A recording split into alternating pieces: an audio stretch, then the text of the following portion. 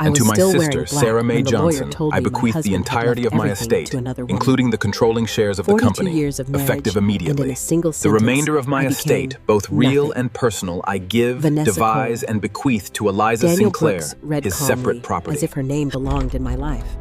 But it didn't. I had never heard it before, not once. My hands were shaking when the door Mrs. opened Johnson. behind me, and she walked in. I'm afraid there is Young, one significant problem with the composed, will we need to discuss. certain, like she had already won. I turned to Daniel, my voice barely a whisper. "This has to be a mistake." He hesitated, then slowly closed the folder. "There's just one problem with this will." I stopped breathing, because in that moment I realized I didn't know my husband at all. If this story pulls you in, take a second to like the video and subscribe. It truly helps stories like mine reach someone who might need it. And I'd really want to hear from you. Have you ever trusted someone for years only to discover something that changed everything? Tell me where you're watching from and what time it is there. I'm reading every comment, and you're not alone in this. If you had asked me a year ago to describe my marriage, I would have smiled without hesitation. 42 years with Thomas Dixon. That was my answer to everything. We weren't one of those dramatic couples you see on television. No shouting matches, no slammed doors, no long stretches of silence that felt like punishment. We were steady, reliable, the kind of love that didn't need to prove itself every day because it had already survived everything. We built our life together from nothing. When I met Thomas, he was working out of a tiny office above a hardware store in Columbus, Ohio.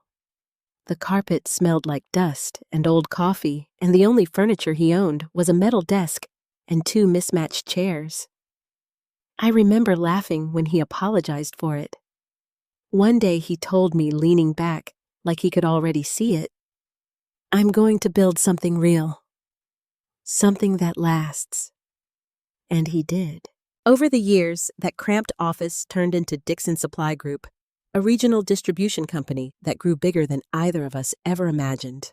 Warehouses, trucks, contracts with companies I couldn't even pronounce at first. And through it all, Thomas never stopped saying the same thing. "We did this, Giselle. Not me. Us." I believed him. I was there through the long nights when he'd come home exhausted. Tie-loosened eyes, barely open, and still sit at the kitchen table going over invoices. I was there when deals fell apart, when money was tight, when we had to choose between fixing the car or paying a supplier on time. And I was there when it all finally paid off. We bought the house, the one I'm sitting in now. White columns, a wide front porch, and a backyard big enough for family gatherings that lasted until the sun went down. It wasn't just a house. It was proof that we had made it. Every anniversary, Thomas would take my hand and say, "Still the best decision I ever made." I never questioned it. Not once. Even when things started to change, it wasn't sudden. That's the part that still haunts me. If it had been obvious, if he had become cold overnight, distant, cruel, I might have seen it for what it was. But it wasn't like that. It was subtle, small things at first. Thomas started taking his phone with him everywhere. That might sound ridiculous now, but for years he would leave it on the kitchen counter, forget it in the car, sometimes even misplace it entirely. He never cared. Then suddenly, it never left his hand. If it rang, he would step outside to answer. If I walked into the room while he was texting, the screen would go dark before I could glance at it. I told myself it was business. The company had grown. There were more responsibilities, more people depending on him. It made sense that he'd be more careful. That's what I told myself. Then came the trips. Just a few days, he'd say, packing a bag without looking at me. Cincinnati, maybe Chicago, nothing major. But they started happening more often and lasting longer. I remember one evening in particular. It was late, almost midnight, and I was sitting in the living room with the lights off waiting. I had called him twice, both times it went straight to voicemail.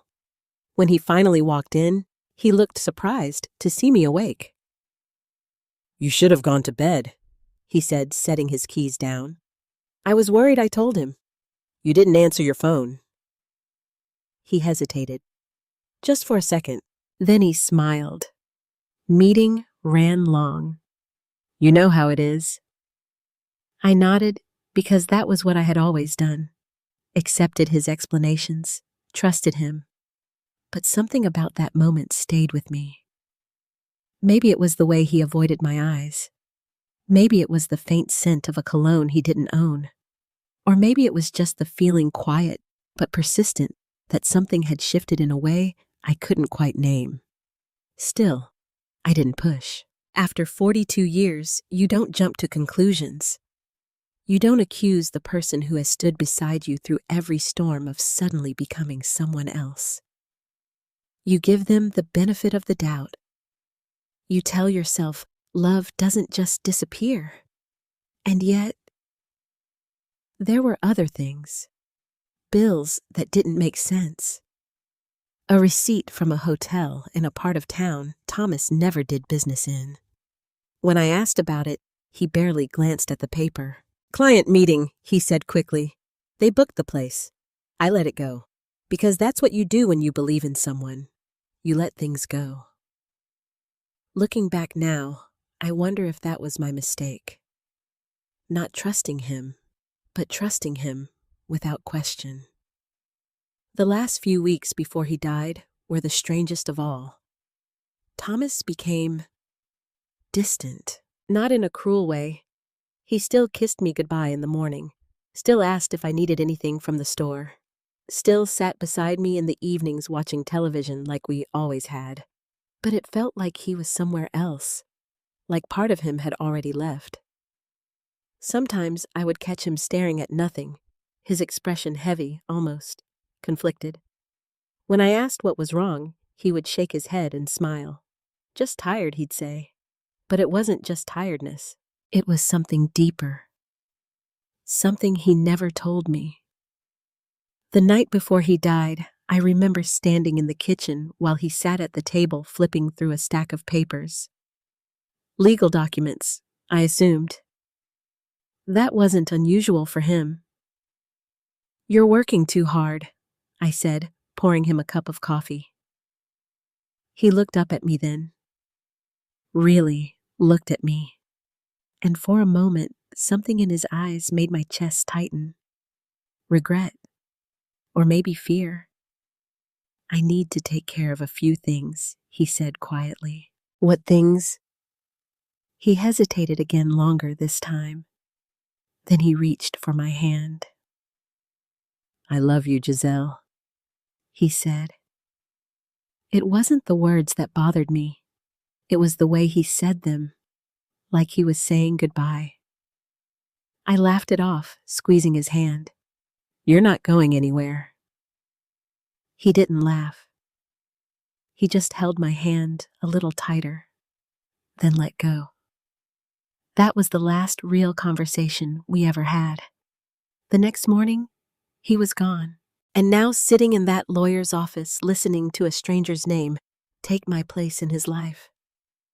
I couldn't stop replaying every moment, every sign I ignored, every question I didn't ask, every time I chose trust over doubt. Because somewhere in all of that, somewhere between the late-night phone calls, the unexplained trips, and the look in his eyes the night before he died, my husband had become someone I didn't recognize, and I had never seen it coming. The morning Thomas died began like any other. That's what makes it so difficult to accept. There was no warning, no dramatic last words, no moment that clearly separated the before from the after. Just an ordinary morning that quietly became the worst day of my life. I woke up before him as I usually did. The house was still the early light barely slipping through the curtains. For a moment, everything felt normal, safe. I remember standing in the kitchen making coffee, listening to the familiar hum of the machine. I even thought about what we might do that weekend, maybe visit Ethan, maybe go out for dinner, like we used to. I was thinking about the future, while he didn't have one anymore. When I walked back into the bedroom, Thomas was sitting on the edge of the bed, his hand pressed against his chest. At first I thought he had just pulled a muscle or slept wrong.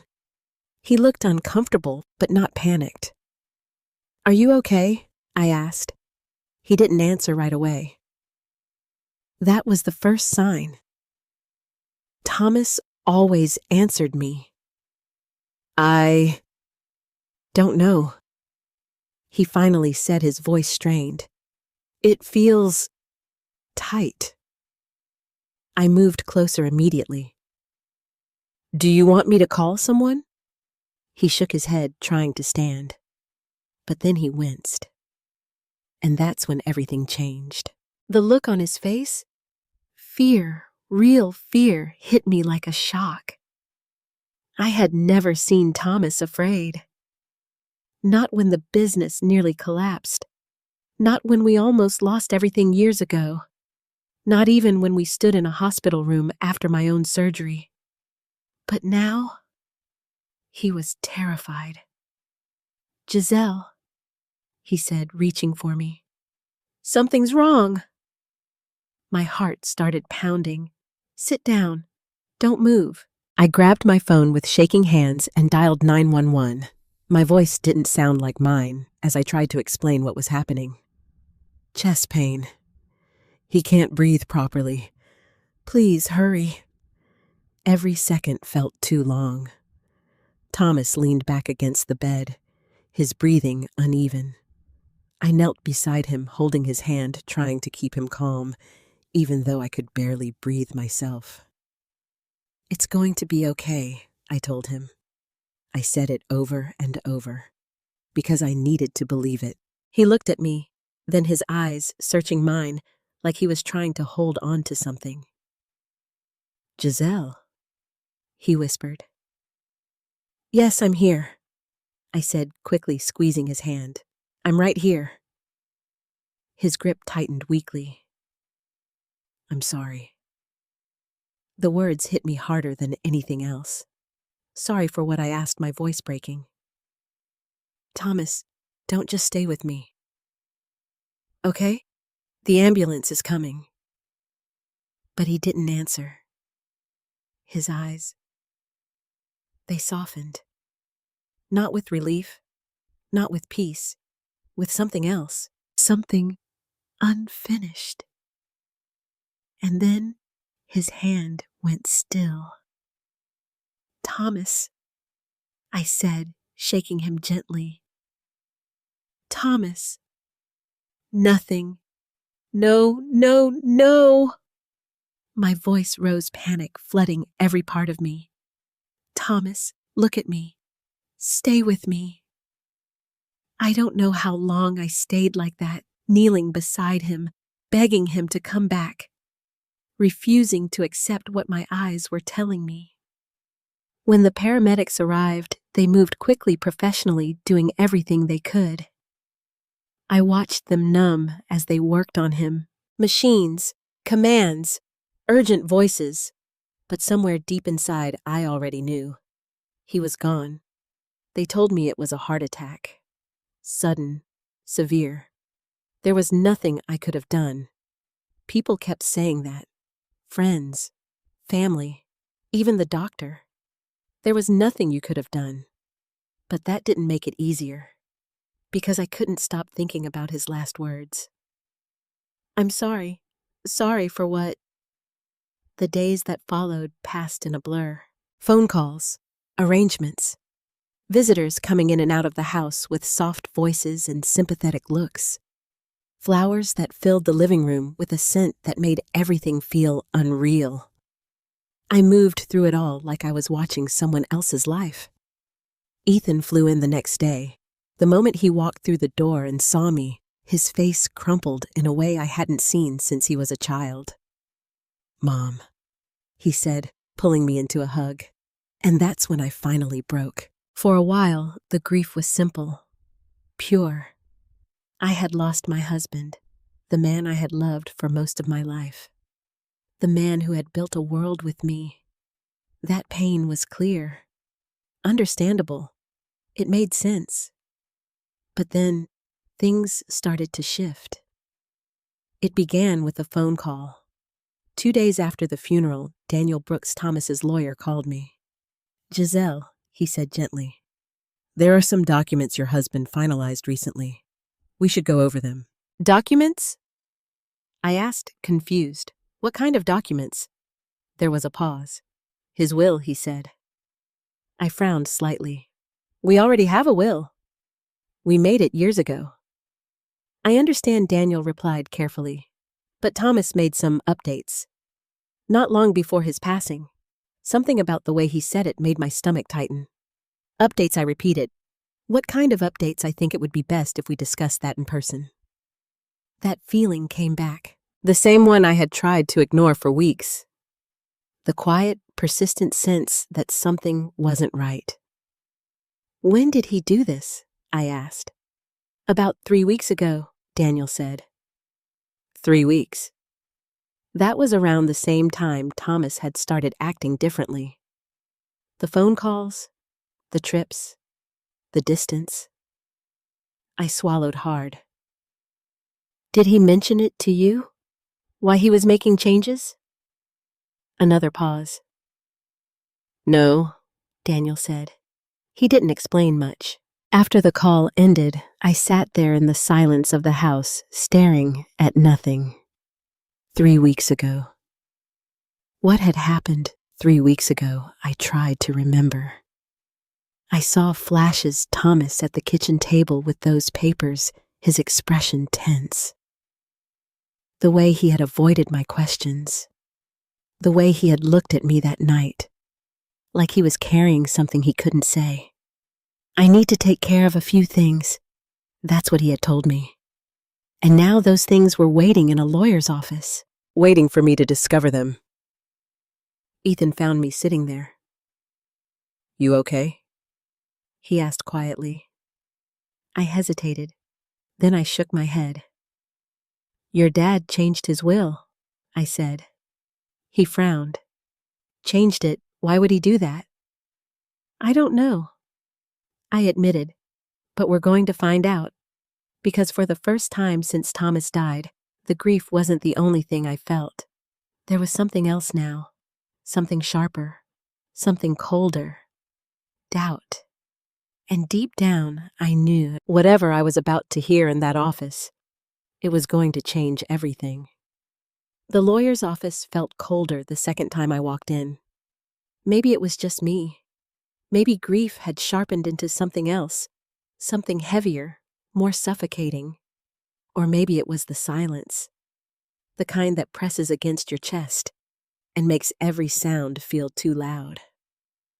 Ethan sat beside me, his posture tense, his jaw set in a way that reminded me so much of his father. It made my chest ache. Across from us, Daniel Brooks adjusted his glasses and placed a thick folder on the desk. "Before we begin," he said carefully, "I want you to understand that what I'm about to read reflects your husband's final, recorded wishes." Final. The word echoed in my head. Final meant there was no going back, no correcting it, no asking Thomas what he really meant. Whatever was in that folder, it was the last version of him. "I understand," I said, though my voice didn't sound steady. Daniel nodded once, then opened the folder. "The last will and testament of Thomas Edward Dixon," he began. The formal language blurred together at first. Dates, legal terms, witness statements. I tried to focus, but my mind kept drifting back to the kitchen, to his voice, to the way he had said, "I'm sorry." Then Daniel reached the part that mattered. "To my wife, Giselle Dixon." My breath caught. "I leave a discretionary sum of $50,000 to be transferred within 30 days of my passing." For a moment, I thought I had misheard him. $50,000.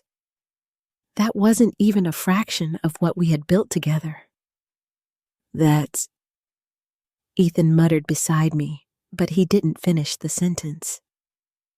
I couldn't speak. I just stared at Daniel, waiting for him to continue, waiting for the rest. But he didn't look at me when he turned the page. Instead, his voice became even more formal. The remainder of my estate, including all properties, financial accounts, and controlling interest in Dixon Supply Group, shall be transferred in full to Vanessa Cole. The room went completely silent. It felt like the air had been pulled out of my lungs. No, I whispered. It wasn't loud. It wasn't dramatic. Just disbelief.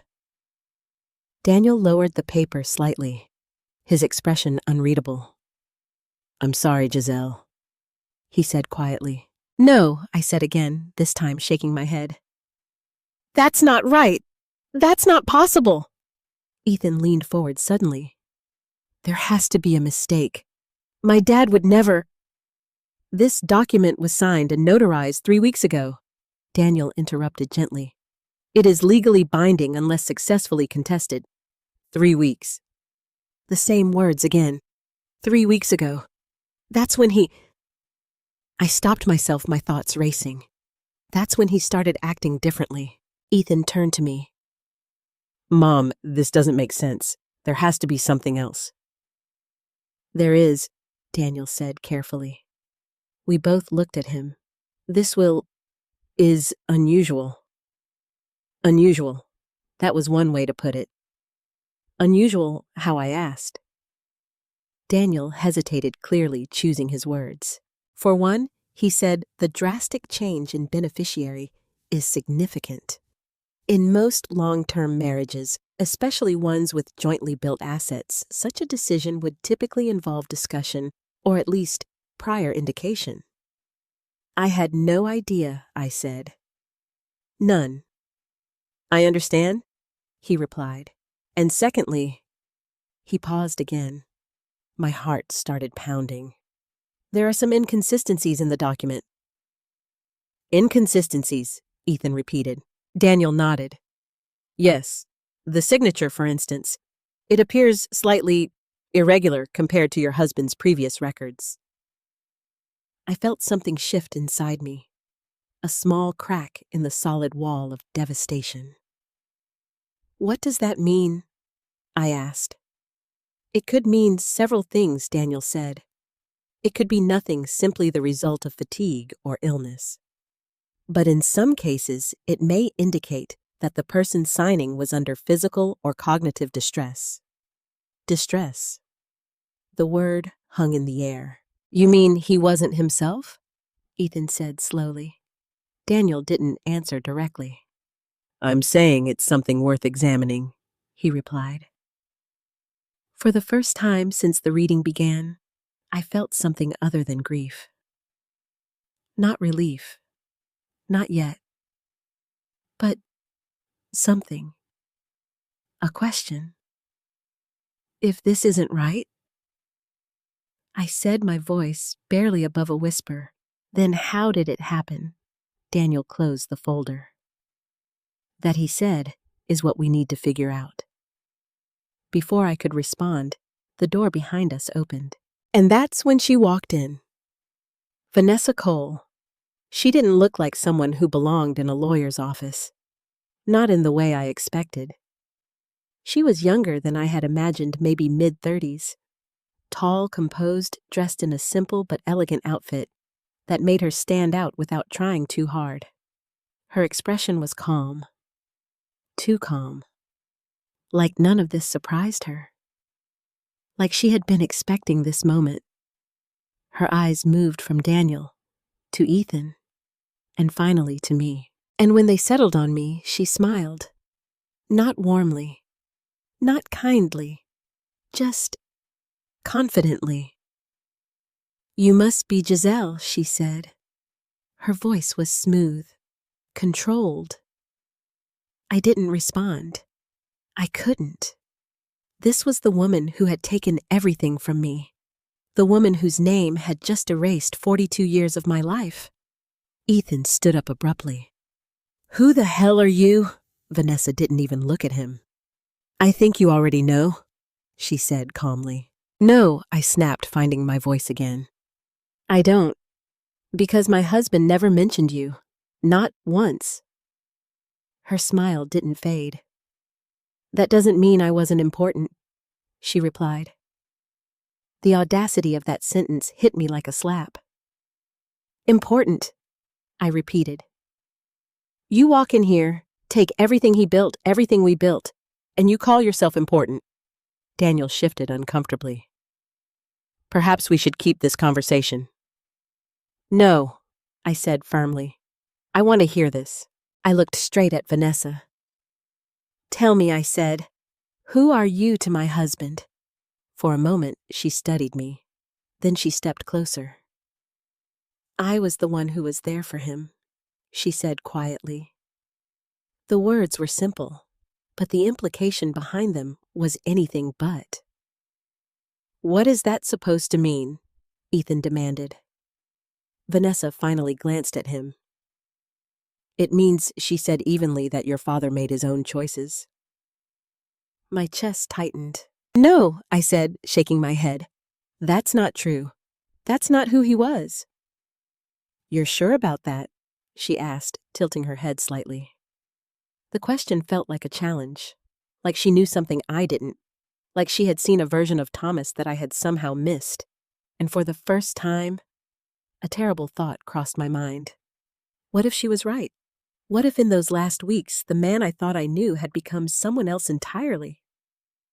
I pushed the thought away immediately. "No," I said again, more firmly this time. "I knew my husband."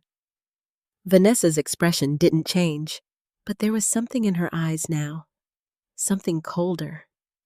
Then maybe she said softly, "You didn't know him as well as you think."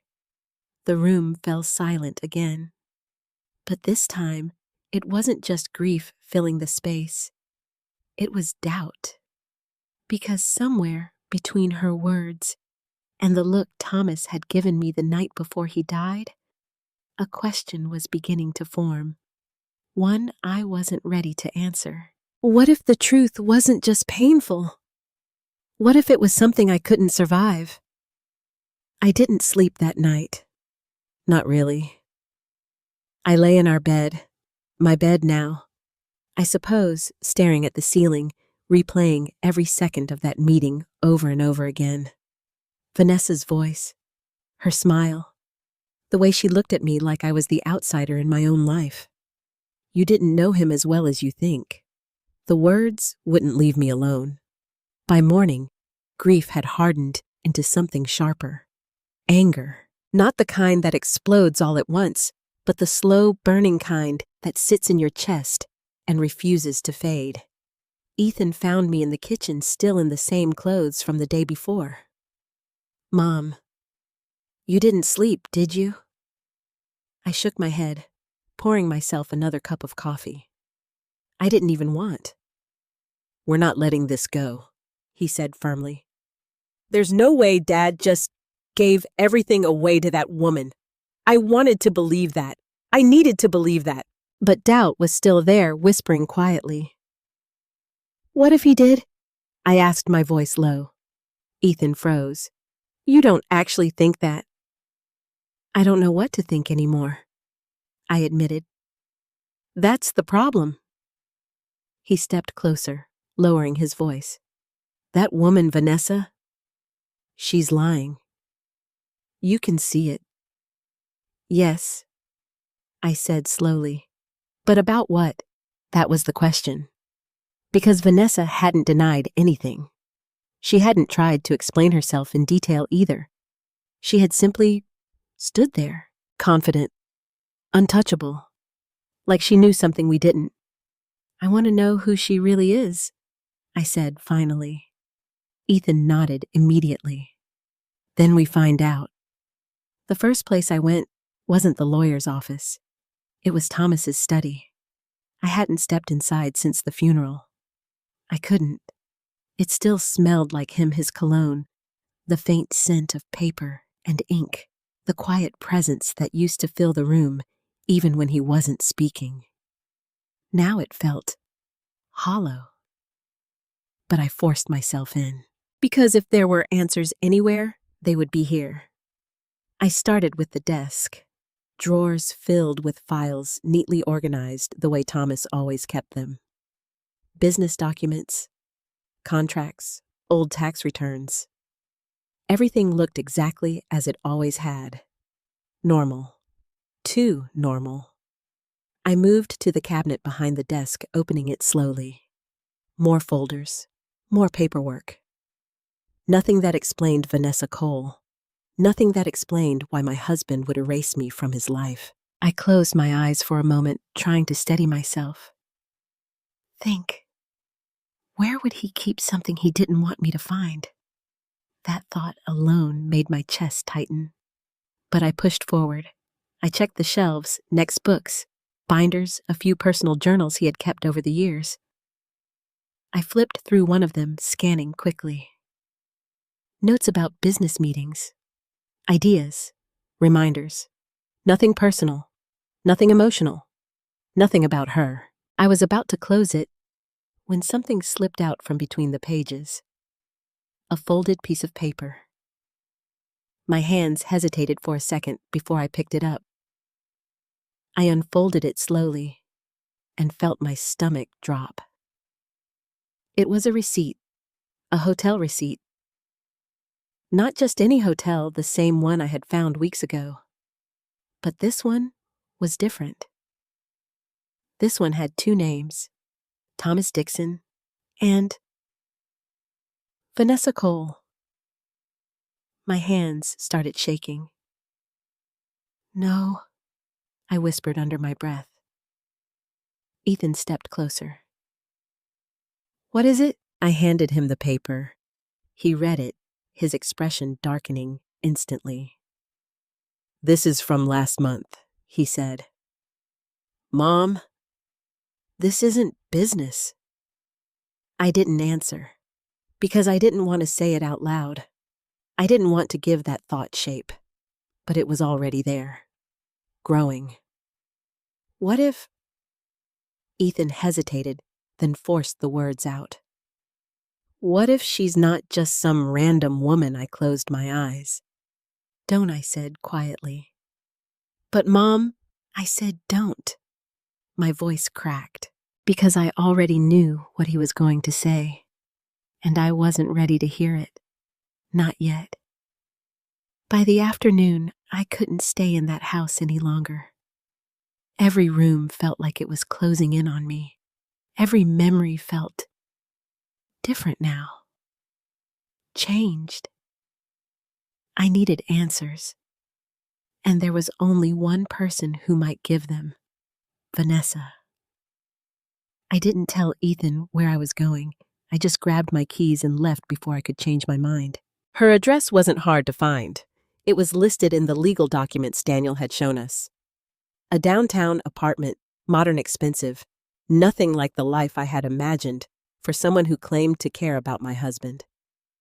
I parked across the street and sat there for a moment, staring at the building. This was real. This woman was real, and somehow she had inserted herself into my life without me ever knowing. I stepped out of the car before I could second-guess myself. The elevator ride up felt too long. Every second gave doubt another chance to creep in. What if she tells me something I don't want to hear? What if she confirms my worst fear? I pushed the thought away and knocked on her door. For a moment, there was silence, then footsteps, and the door opened. Vanessa stood there as composed as ever. No surprise, no confusion, just that same calm expression. I was wondering when you'd come, she said. The words sent a chill down my spine. You knew I would. I asked. She stepped aside, gesturing for me to come in. I knew you'd want answers, she replied. I didn't move. Not yet. I found something I said, holding up the receipt. Her eyes flicked to it briefly, then back to me. And she asked, "And I want you to explain it." I said, my voice steady despite everything. For the first time, something shifted in her expression. Not guilt, not fear, something else, something calculating. "Come inside," she said again. This time, I stepped in. The apartment was spotless, minimalist, almost cold. There were no personal photos, no signs of a life shared with anyone, nothing that told me who she really was. Vanessa closed the door behind me, then turned to face me. "You think you understand what that means?" she said, nodding toward the receipt. "Then tell me I'm wrong," I challenged. She didn't answer immediately. Instead, she walked past me, setting her phone down on the counter like she had all the time in the world. "I didn't take anything from you," she said finally. The statement hit me like a slap. "You took everything I snapped. My husband. My life." No," she cut in sharply. "Your husband gave it to me." The room went silent. I felt my heart pounding in my chest. "That's not true," I said. Her eyes met mine, and this time there was no softness in them. No calm, only something cold. "You weren't there," she said quietly. The same words again. "You don't get to say that I fired back. I was with him for 42 years. And in the last few weeks," she asked. The question stopped me cold. Because I didn't have an answer. Not a real one. She took a step closer. "Do you even know what he was going through?" she asked. I swallowed hard. "No," I admitted. "Exactly." Her voice softened slightly. Not with kindness, but with certainty. "You think this is about betrayal?" she said. "But you're looking at it all wrong." "Then explain it," I demanded. Vanessa studied me for a long moment. Then she said something that made my blood run cold. "He didn't change his will because he stopped loving you," she said. I stared at her. Then why I whispered. She held my gaze, because he was afraid of what would happen if he didn't. My breath caught. Afraid of what? Before I could ask, she added quietly, "You don't know the whole story, Giselle." And for the first time, I wasn't sure I wanted to. I drove home in silence. I don't remember turning the ignition. I don't remember pulling out of the parking lot. I don't even remember the traffic lights or the turns I must have taken. All I remember was her voice. He was afraid of what would happen if he didn't. Afraid. That word didn't belong to Thomas. Not in my world, not in the life we had built together. Thomas Dixon was many things, driven stubborn, sometimes too proud, but afraid. That wasn't him. That had never been him. And yet, the image of him sitting at the kitchen table that night, quiet, distant, his eyes heavy with something he refused to share, kept replaying in my mind. What if I had missed something? What if I hadn't just ignored the signs? What if I had ignored him? By the time I pulled into the driveway, my hands were shaking. The house looked exactly the same as it always had. The white columns, the neatly trimmed lawn, the front porch where we used to sit in the evenings talking about nothing and everything at the same time. But now, it felt like a stranger's home. Like I was stepping into a life that no longer belonged to me. Ethan was waiting inside. The moment I walked through the door, he stood up. "Where did you go?" he asked. "I've been trying to call you." "I went to see her," I said. His expression darkened instantly. What I needed answers," I replied, setting my purse down slowly, and he pressed. "What did she say?" I hesitated, because repeating Vanessa's words out loud made them feel more real. more dangerous. She said, "Your father gave everything to her because he was afraid," I said finally. Ethan stared at me like I had just spoken a different language, afraid of what he asked. "I don't know." "That doesn't make any sense," he said, running a hand through his hair. "Dad wasn't afraid of anyone." "I know," I said quickly. "That's exactly why this doesn't add up." Ethan paced the room, frustration building in every step. "This woman is manipulating you," he said. "That's what this is. She's trying to confuse you, make you doubt everything so she can keep what she stole." Maybe I admitted, but the doubt was still there. Because Vanessa hadn't seemed like someone scrambling for excuses. She had seemed certain. Too certain. "There's more," I said quietly. Ethan stopped pacing. "What do you mean?" I walked over to the kitchen counter and pulled out the receipt I had brought with me. "The hotel," I said. It wasn't just a random booking. His name and hers were both on it. Ethan's jaw tightened as he took the paper. "Yeah," he muttered. "I saw that.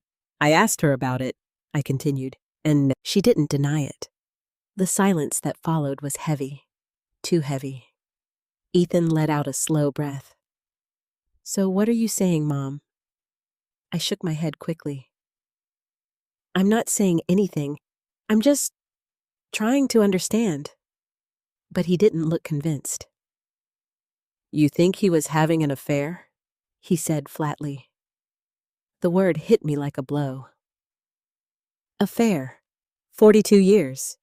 Could that really be how it ended? "I don't want to believe that," I whispered. "But it fits, doesn't it?" Ethan said. "The trips, the phone calls, the secrecy. And now this woman just shows up, and suddenly she owns everything." I opened my mouth to argue, but no words came out. Because part of me, the part I didn't want to acknowledge, knew he wasn't wrong. All the pieces were there. They just didn't feel right. "It's too simple," I said, finally. Ethan frowned. "What do you mean? If this was just an affair," I explained why the will. Why change everything? Why leave me almost nothing? "Because she convinced him," Ethan said. "That's what people like her do." "Then why the fear?" I asked. He paused. I could see it in his face, the same hesitation I felt.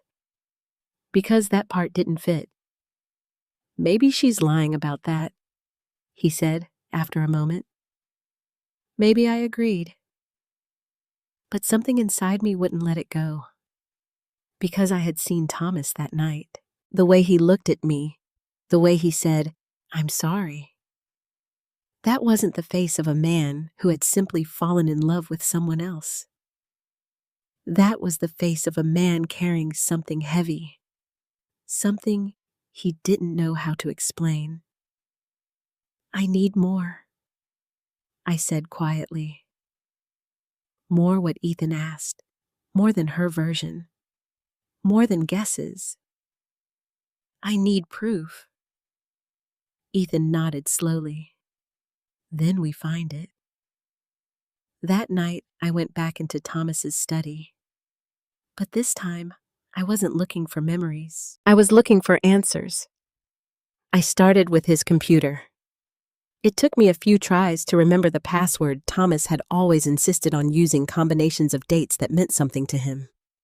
When the screen finally unlocked, I felt a strange sense of intrusion. Like I was stepping into a part of his life I had never been allowed to see. The desktop was clean, organized, just like everything else about him. I opened his email first. Inbox after inbox of business correspondence, contracts, meetings, logistics. Nothing personal, nothing emotional, nothing that explained Vanessa. I almost gave up, almost. But then I noticed a folder, hidden. Not completely invisible, but not something you would see unless you were looking closely. My heart started pounding. I clicked on it. Inside were a handful of emails, all from the same sender. No name. just an address I didn't recognize. I opened the first one and immediately felt the air leave my lungs. You need to follow the agreement. Any deviation will result in consequences you won't be able to control. My hands began to tremble. I clicked the next one. Time is running out. You know what happens if you don't act. And the next. Don't make this harder than it needs to be. Sign the documents. Documents, the will. My heart was racing now. This wasn't an affair. This wasn't love. This was something else. Something darker. Ethan? I called out, my voice barely steady. He appeared in the doorway seconds later. What is it? I turned the screen toward him. Look at this. He stepped closer, reading quickly. What the hell? He muttered. These were sent before he changed the will, I said. Look at the dates. Ethan's expression shifted from confusion to anger. This isn't a relationship, he said. This is pressure, I finished, or worse, blackmail. I swallowed hard, because suddenly everything Vanessa had said felt different. He was afraid, not of love, not of loss, but of something or someone, forcing him into a decision he didn't want to make. I looked back at the screen, my heart pounding, because now, for the first time since this nightmare began, the story was changing, and I had a terrible feeling Vanessa Cole wasn't the only one involved. I didn't sleep again. Not after what I had found. Those emails weren't just suspicious, they were threatening, cold, calculated. They didn't sound like messages between two people who cared about each other. They sounded like instructions, orders, and Thomas, my Thomas, had followed them. I sat in his study long after Ethan went to bed, staring at the screen, rereading every word, like somehow they would change if I looked long enough. They're forcing him, I whispered to myself. But even as I said it, another thought crept in. Or maybe he let them. The doubt made me feel sick. By morning, I knew one thing for certain. I couldn't trust anything Vanessa had told me. Not completely. But I also couldn't ignore her. She was part of this, whether she was the cause or just another piece. I called Daniel Brooks first thing. Daniel, I need to see you, I said the moment he answered. There was a pause on the other end. Of course, he replied. Is everything all right? No, I said bluntly. It's not. I found something. An hour later, I was back in his office, but this time I wasn't grieving. I was focused. I handed him a printed copy of the emails. Read these, I said. He adjusted his glasses and scanned the pages carefully, his expression tightening with each line. Where did you find these? He asked. Thomas's computer, I replied. He leaned back slowly, exhaling. These are concerning. That's one way to put it, I said. Someone was pressuring him. Daniel nodded. Yes. This language suggests coercion, possibly even blackmail. The word made my stomach twist. Blackmail, I repeated. Over what? That's the question, he said. I crossed my arms, trying to steady myself. Vanessa said he was afraid, I added. Now this. It fits. Possibly, Daniel said carefully. But we have to be cautious. We don't know if these messages are connected to her directly. I think they are, I said firmly. Why? Because everything leads back to her, I replied. The will, the timing, the fact that she suddenly appears in his life and ends up with everything. Daniel didn't argue, but he didn't agree either. There's something else, he said slowly. I frowned. What? He opened the folder from before the one containing the will and flipped to the signature page. I told you there were inconsistencies, he said. Now with this new information, those inconsistencies become more significant. I leaned forward. What are you saying? I'm saying, he replied, tapping the paper lightly, that this will may not hold up under scrutiny. My heart skipped. Because of the signature? That's part of it, he said. But more importantly, because of intent.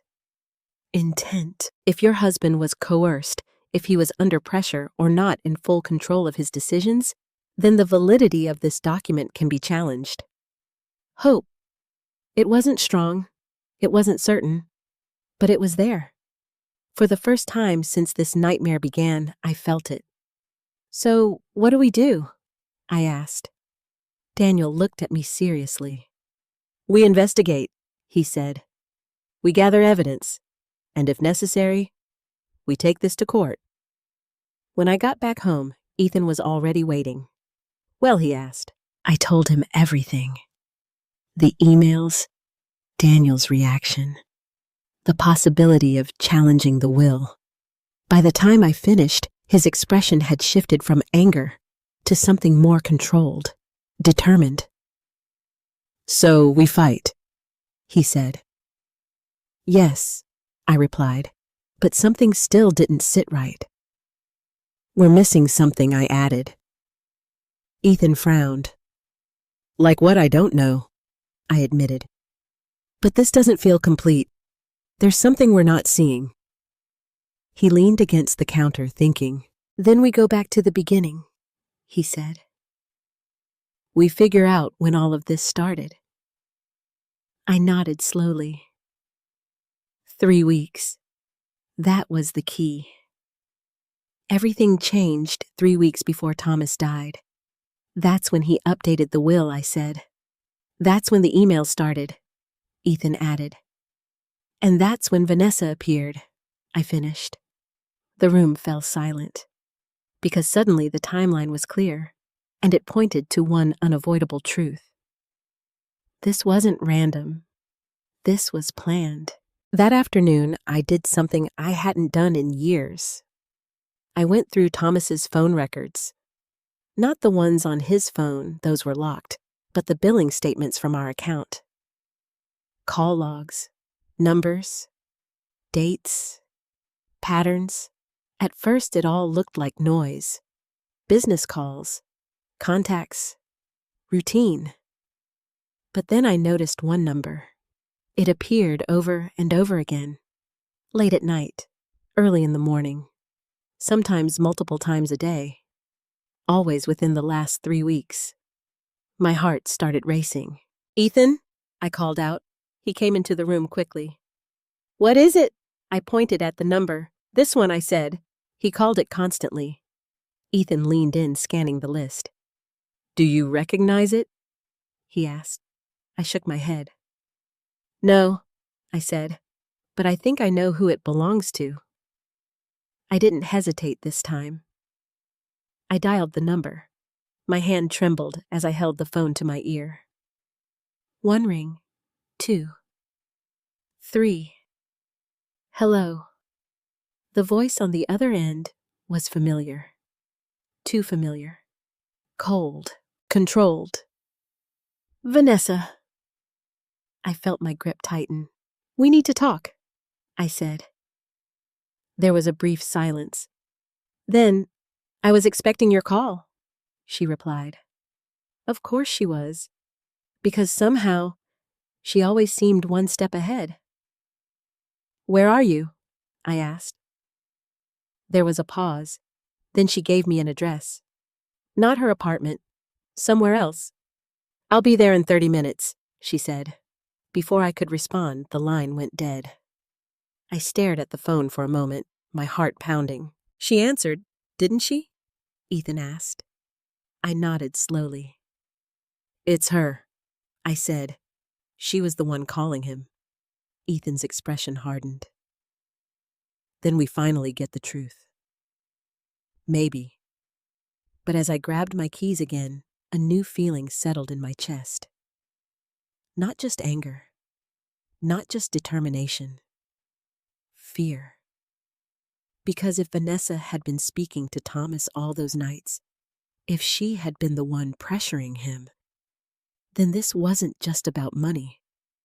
This was something deeper, something more dangerous.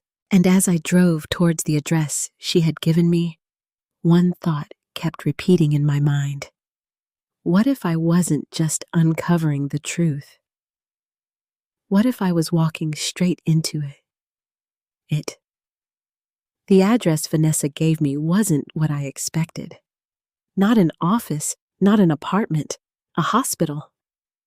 I slowed the car as I pulled into the parking lot, my hands tightening around the steering wheel. Why here? I muttered to myself. Nothing about this made sense. If she wanted to confront me, if she wanted to defend herself or explain anything, why bring me here? Unless this wasn't about her. I stepped out of the car, the smell of antiseptic hitting me the moment the automatic doors slid open. The lobby was quiet, the kind of quiet that only exists in places where life and death pass each other in silence. Vanessa was already there, standing near the elevators, waiting. Of course she was. She didn't wave, didn't smile, just watched me walk toward her like she had been expecting this exact moment. "You're late," she said. I glanced at the clock on the wall. I wasn't, but I didn't argue. "Why are we here?" I asked instead. She didn't answer immediately. Instead, she turned and pressed the elevator button. "Because this," she said calmly, "is where everything started." My chest tightened. I stepped into the elevator with her, the doors closing behind us, with a soft, final sound that made my stomach twist. "What do you mean, started?" I asked. "You'll see." The ride up felt longer than it should have. Too quiet, too heavy. When the doors opened, she stepped out first, walking down the hallway without looking back to see if I was following. But I did, because at this point, I needed to know, no matter what it cost me. We stopped in front of a room at the end of the corridor. Vanessa paused with her hand on the door handle. Then she looked at me. For the first time since I had met her, she didn't look confident. She looked serious. "What you're about to see," she said quietly. "You need to be ready for it." My heart started pounding. "I've been ready," I replied. She held my gaze for a moment longer. Then she opened the door. The room was empty. At least, it looked empty at first.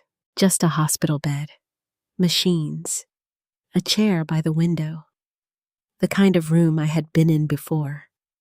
The kind of room I had hated being in. "What is this?" I asked, stepping inside. Vanessa closed the door behind us. "This is where Thomas spent his last week," she said. I froze. "What?" I turned to her, my mind struggling to process the words. "That's not true," I said. "He was at home. He collapsed at home."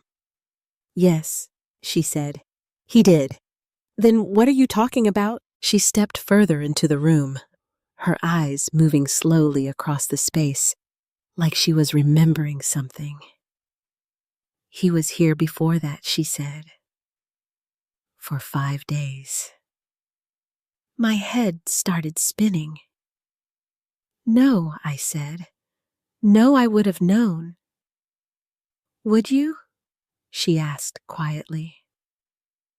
The question hit harder than it should have, because suddenly, I wasn't so sure. I thought back. The past few weeks, the trips, the nights he wasn't home, the times he said he was working late. My chest tightened. "You're lying," I said, but my voice lacked conviction. Vanessa didn't react. "Check the records," she said simply. "He was admitted under a different billing account. Private. Private." hidden, kept from me. Why, I asked, my voice barely above a whisper. Vanessa finally turned to face me fully. Because he didn't want you to know how bad it was. Bad? What do you mean?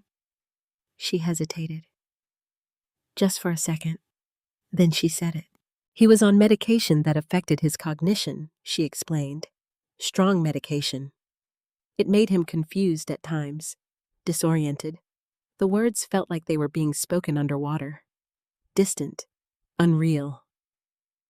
No, I said, shaking my head. He was fine. He was talking normally. He wasn't fine, she cut in. Not all the time. Silence filled the room. Heavy, suffocating. And you were here, I asked slowly. Yes. Why? Her answer came without hesitation. Because I was hired to be. I stared at her. Hired? I repeated. Yes, she said. As a caregiver. The word hit me like a shock. Caregiver, not lover, not partner. Caregiver. That's not... I struggled to find the words. That's not what you said before. I said I was there for him, she replied. That part is true. But you made it sound like I was something else, she interrupted. I didn't answer. I didn't need to. She nodded slightly. I didn't correct you, she said. That was my choice. Anger flared again. Why I demanded? Why let me believe that? Because you already did, she said. The answer only made me more frustrated. That doesn't explain anything. No, she agreed. But this might. She walked over to the bedside table and opened a drawer. From inside, she pulled out a small device. A recorder. My heart skipped. What is that? I asked. Something you need to hear, she said. She pressed play, and suddenly, Thomas's voice filled the room. Weak, strained, but unmistakably his. I don't want to sign it, he said. My breath caught. I said I don't want to sign it. There was a pause. Then another voice. Not Vanessa's, a man's voice. Calm, cold. You don't have a choice, Mr. Dixon. My entire body went rigid. What is this? I whispered. Vanessa didn't answer. The recording continued. You don't understand, Thomas said, his voice trembling. This will destroy my family. It doesn't have to, the man replied. As long as you cooperate. Silence. Then Thomas again. What do you want from me? Exactly what we discussed, the man said. You update the will. You transfer control. And this problem disappears. My knees felt weak. No, I whispered. Vanessa stopped the recording. The room fell silent again. But this time, it wasn't just silence. It was truth. Raw, ugly, unavoidable. He wasn't giving anything away, she said quietly. I looked at her, my mind racing. He was being forced, she continued. Those emails you found? That was just the beginning. I shook my head slowly. This isn't possible. It is, she said, and it's bigger than you think. My heart pounded in my chest. Who was that? I asked. The man on the recording. Vanessa hesitated. For the first time, she looked unsure. I don't know his real name, she admitted, but I know one thing. I waited, barely breathing. He wasn't working alone. The words echoed in my mind, because suddenly, this wasn't about betrayal. This wasn't about inheritance. This was something else entirely. something dangerous, something hidden. And I realized I hadn't just lost my husband. I had been living beside a secret I never saw coming. I couldn't breathe. Not properly. Not after hearing his voice like that, weak, afraid, pleading with someone I had never even known existed. I don't want to sign it. The words echoed in my mind over and over again. That wasn't a man betraying his wife. That was a man being cornered, forced, broken. I leaned against the edge of the hospital bed, my hands trembling as I tried to steady myself. "Why didn't you tell me?" I whispered. Vanessa didn't answer right away, because she knew the question wasn't really for her. It was for him, for Thomas, for the man who had lived beside me for 42 years and somehow kept this entire nightmare hidden. "You wouldn't have believed me," she said finally. I turned to her slowly. "You don't get to decide that I snapped." Her expression didn't change. "No," she said calmly. "But he did." That hurt more than I expected. Because deep down, she might have been right. If someone had come to me a month ago and told me my husband was being blackmailed, manipulated, forced into rewriting his will, I would have laughed. Or worse, I would have defended him so fiercely that I wouldn't have listened at all. "He should have trusted me," I said quietly. Vanessa's gaze softened just slightly. "He was trying to protect you," she said, "by cutting me out of everything I shot back." "No," she said, "by keeping you out of it." The distinction didn't make it easier to accept. "Who were they?" I demanded. "The people threatening him." Vanessa looked away for the first time. That alone told me everything I needed to know. "You know more than you're saying," I pressed. "I know enough," she admitted. "Then tell me." She hesitated. And in that hesitation, I saw something new. Fear. Not for herself, but for what might happen if she spoke. "They were watching him," she said finally. "Watching everything. His business, his accounts, even his personal life." My chest tightened. "How, I don't know exactly," she said. "But they had access, information, things no outsider should have known. The emails, the threats, the constant pressure. They had something on him," I said slowly. Vanessa nodded, "Yes." "What I don't know," she replied. "He never told me." I stared at her. "You expect me to believe that I asked?" "I was his caregiver," she said, "not his confidant. He didn't trust anyone with that part." The word stung, because I wasn't sure I had been his confidant either. "Not at the end. Then, why you?" I asked. "Why did he involve you at all?" She exhaled quietly, glancing around the room. "Because I was already there," she said. "Because I saw what was happening. And because I didn't walk away." I frowned. "What does that mean?" "It means," she said, meeting my eyes again, "I tried to help him." The statement caught me off guard. "You?" I said, skeptically. "Help him?" "Yes." "How?" "By taking everything he had." Her jaw tightened slightly. "I didn't take anything," she said. "I followed his instructions." "That's convenient. It's the truth." The tension between us thickened. "You expect me to believe you were on his side?" I asked. "I was," she said firmly. "Then explain this." I snapped, pulling out my phone and showing her the will details. "Explain why you're the one who benefits from all of it." She looked at the screen for a moment, then back at me. "Because that's exactly what they wanted," she said. The words hit me like a cold wave. What? They needed a clean transfer, she explained. Something that wouldn't raise immediate suspicion. A new beneficiary. Someone outside the family. My heart started pounding again. So they used you, I said. Yes, and you just went along with it? Her expression hardened.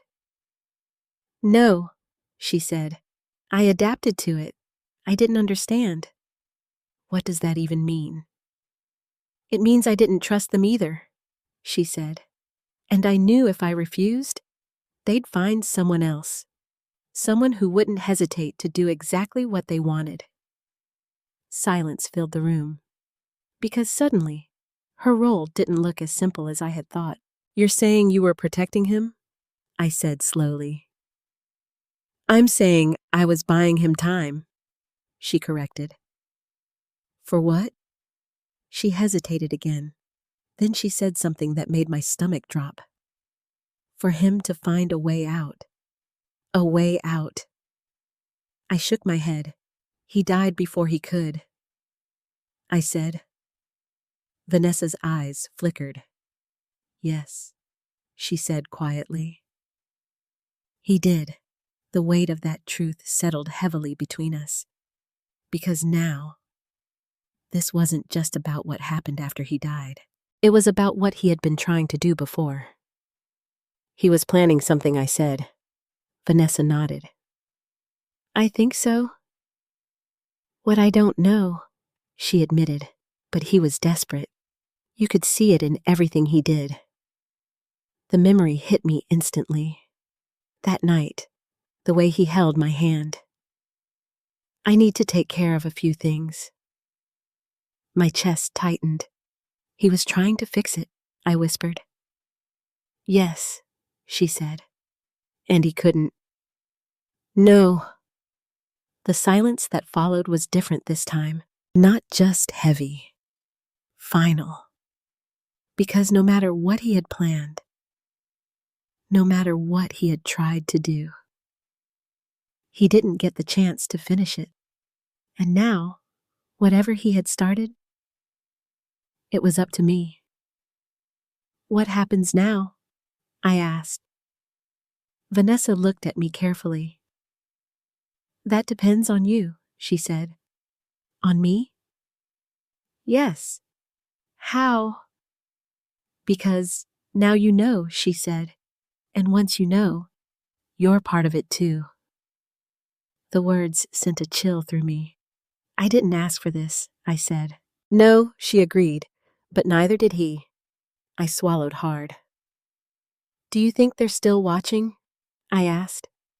Vanessa didn't answer immediately, but her silence was enough. Yes, I said quietly. Her gaze didn't waver. Yes. My heart pounded, because that meant this wasn't over, not even close. They got what they wanted, I said. The will, the transfer. Why would they care now? Vanessa stepped closer. Because things didn't go exactly as planned, she said. What do you mean? She held my gaze. Because you're still asking questions. The realization hit me all at once. Cold. Sharp. Terrifying. If Thomas had been watched. If he had been controlled. Then what I was doing right now. Digging. Questioning. Refusing to accept the story. It wasn't just dangerous. It was visible. I looked around the room instinctively, like I expected someone to be standing in the corner watching us. What do we do? I asked. Vanessa's expression turned serious again. We find out who they are, she said. And then, she didn't hesitate. Then we finish what Thomas started. My breath caught, because in that moment, this stopped being about the past. It became about what came next, and whether I was ready for it. I didn't realize how deep I was in until I tried to leave that hospital. The hallway felt different now. Longer. Narrower. Like the walls had quietly shifted while I wasn't looking. Every person I passed suddenly felt suspicious. A nurse pushing a cart. A man sitting in a chair scrolling through his phone. A woman speaking quietly at the end of the corridor. Were they just people? Or were they watching? The thought followed me all the way to the parking lot. And it didn't go away. Ethan was waiting for me again. The moment I walked through the front door, he stood up, reading my face before I even spoke. "What happened?" he asked.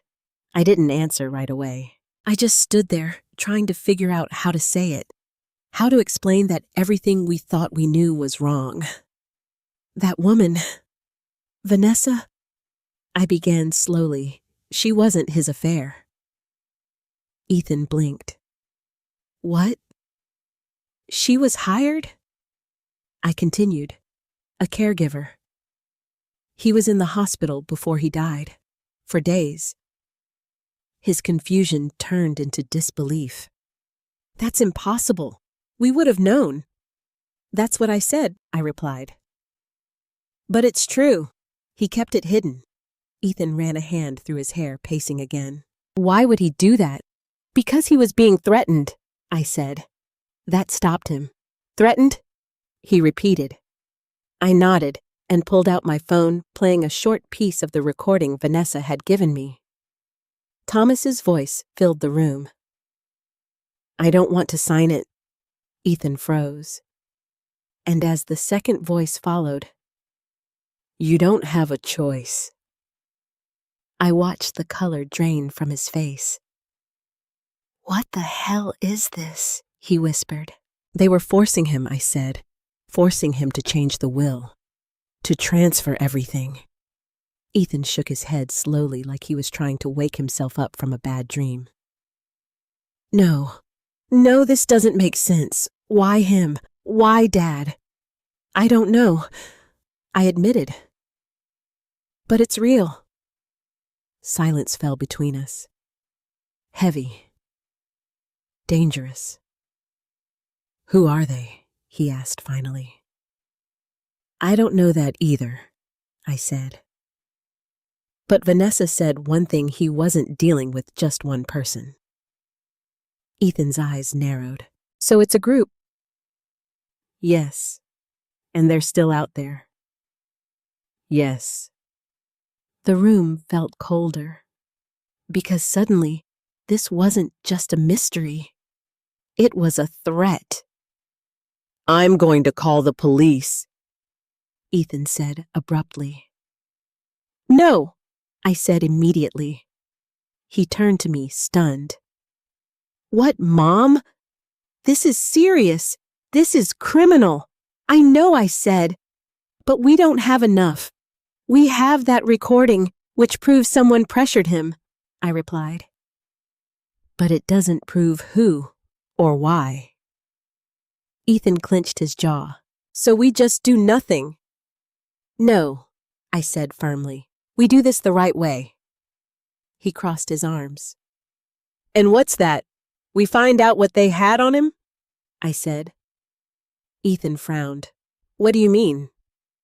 Think about it, I continued. They didn't just pick him randomly. They had leverage. Something strong enough to make him give up everything. Ethan hesitated. Something he didn't want us to know. He said slowly. Yes. The realization settled between us, and neither of us liked it. Dad didn't have secrets like that, Ethan said. I didn't answer right away. Because now, I wasn't so sure. That night, I went back into the study again. But this time, I wasn't looking at the computer. I was looking at everything else. The drawers, the cabinets, the things I had overlooked before. Because if Thomas had been hiding something, it wouldn't just be in emails, it would be somewhere physical. Something he kept close. Something he didn't trust anyone else with. I started with the bottom drawer. Old files, insurance papers, property records, nothing unusual. Then the cabinet, same story. Everything neat, organized, predictable, too predictable.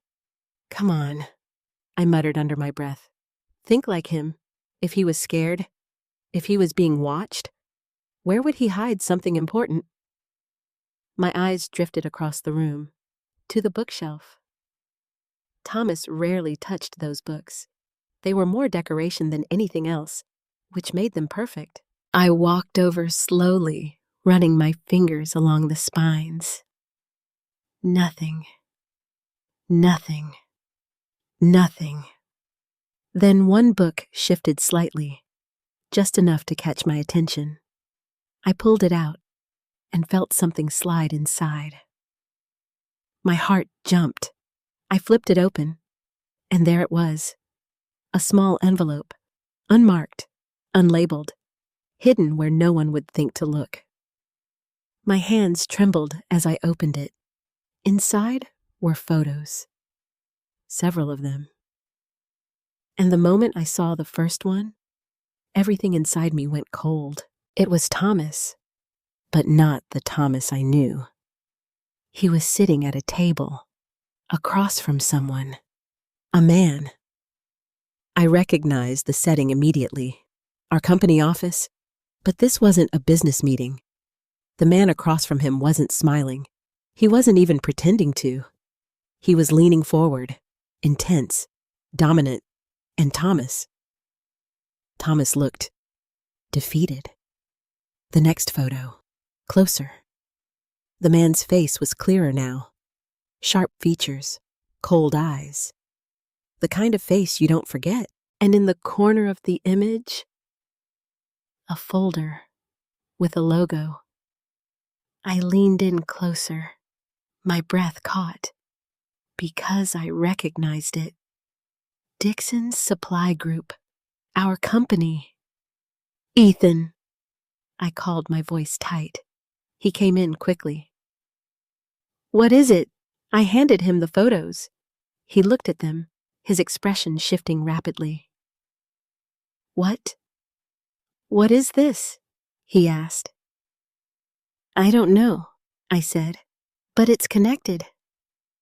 Ethan studied the images more carefully. Then his eyes widened slightly. Wait, he said. Look at this. He pointed to the folder again. That's one of our internal files, he said. Only senior management would have access to that. My heart started pounding. Meaning, I asked. Meaning whoever that guy is. Ethan said slowly he had access to Dad's business. The implication hit me immediately. This wasn't random, I said. No. Ethan agreed. This was someone inside. Silence filled the room. Because that changed everything. This wasn't just external pressure. This was infiltration. Betrayal. From within. I looked back at the photo, my chest tightening. Thomas wasn't just being threatened, I said quietly. Ethan nodded grimly. He was being targeted, and as I stared at the face of the man in that picture, I realized something that made my stomach drop. This wasn't over, not even close, because now we weren't just looking for answers.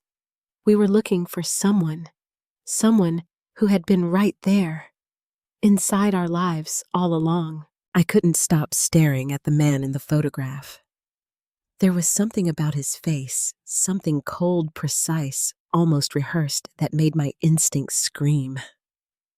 He wasn't just someone passing through Thomas's life. He was someone who controlled it. Do you recognize him? Ethan asked. I shook my head slowly. No, but he looks like he belongs in that office, I said. Like he's not a stranger. Ethan nodded, narrowing his eyes at the image. If he had access to internal files, he said, then he either worked with Dad or he worked above him. The idea sent a chill down my spine. Thomas had built that company from nothing. There wasn't anyone above him, at least. That's what I had always believed. Get me the employee records, I said. Ethan looked at me. What anyone who had access to high-level documents, I explained. Executives, senior managers, anyone who could get into that room without raising suspicion. Ethan hesitated, then nodded. Okay, he said. But Mom, if this is internal, if someone inside the company is involved. I know, I said quietly. It meant the threat wasn't distant. It wasn't faceless.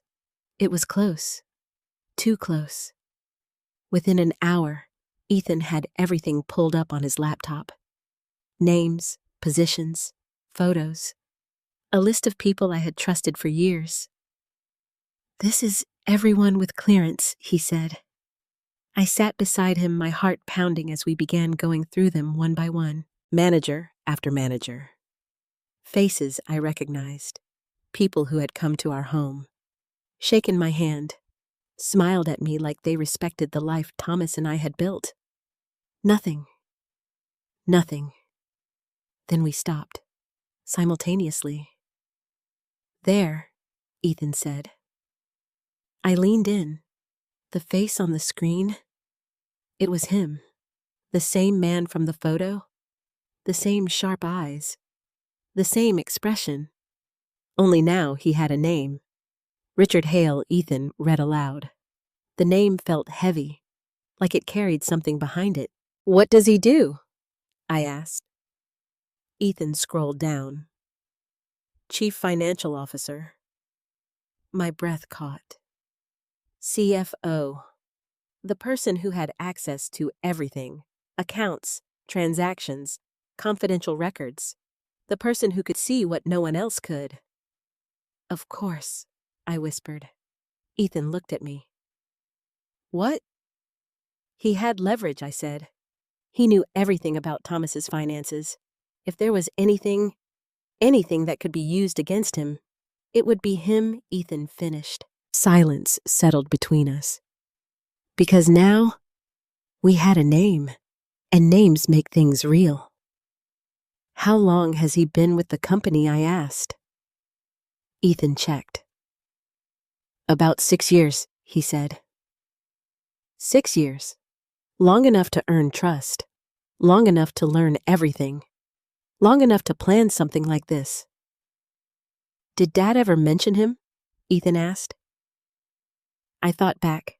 Meetings, dinners, names that floated in and out of conversations. And then, yes, I said slowly. A few times. He always said Richard was efficient. Ethan frowned. Efficient. That was his word, I said.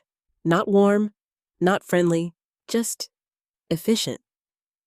Looking at the man's face now, it made sense. Do we go to the police now? Ethan asked. I hesitated, because even with this, we still didn't have enough. A photo, a name, suspicion, but no direct proof. Not yet. No, I said finally, not yet. Ethan sighed in frustration. Then what? I looked back at the screen, at Richard Hale's face. We confront him. Ethan blinked. You're serious? Yes. That's dangerous, Mom. I know, I said, but he doesn't know what we have. Ethan shook his head.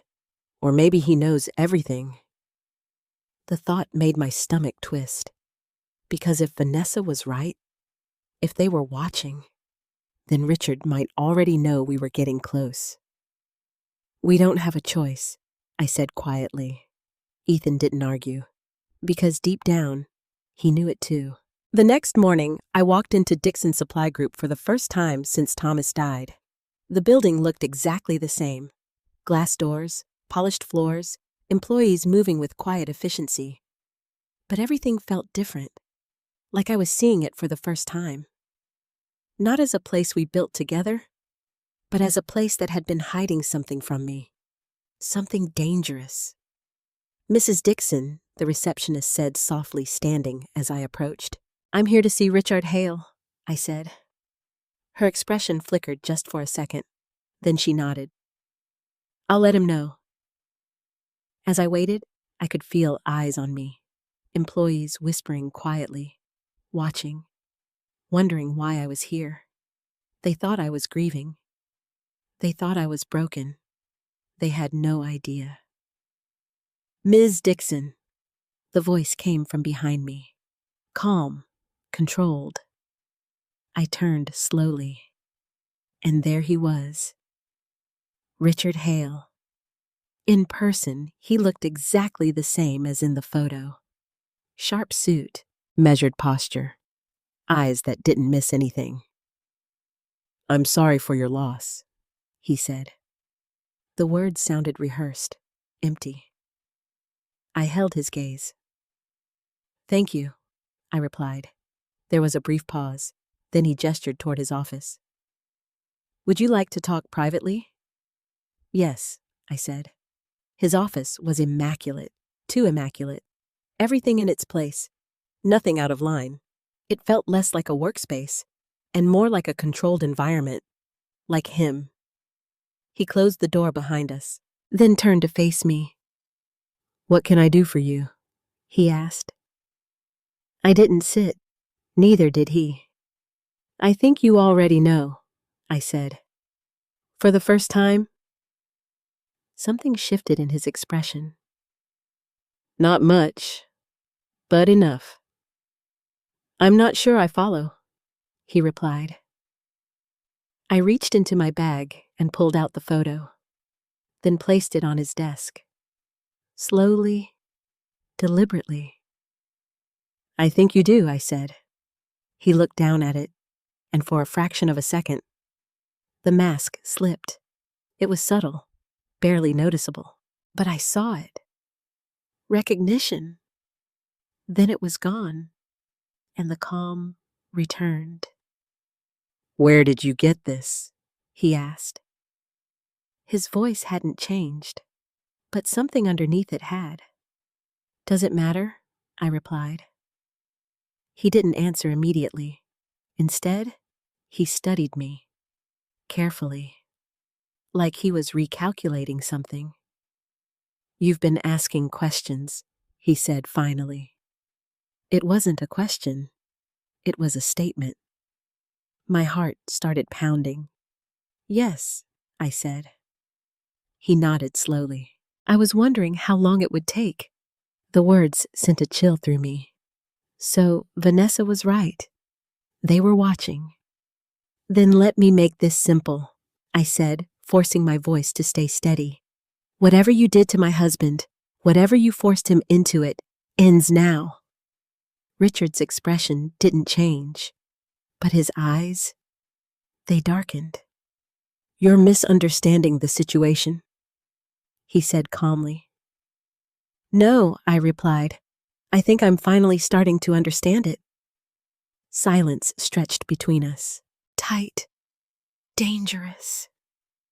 Then he took a step closer and said something that made my blood run cold. "Your husband made a choice," he said quietly. I shook my head. "No," I said. "You made it for him, for the first time."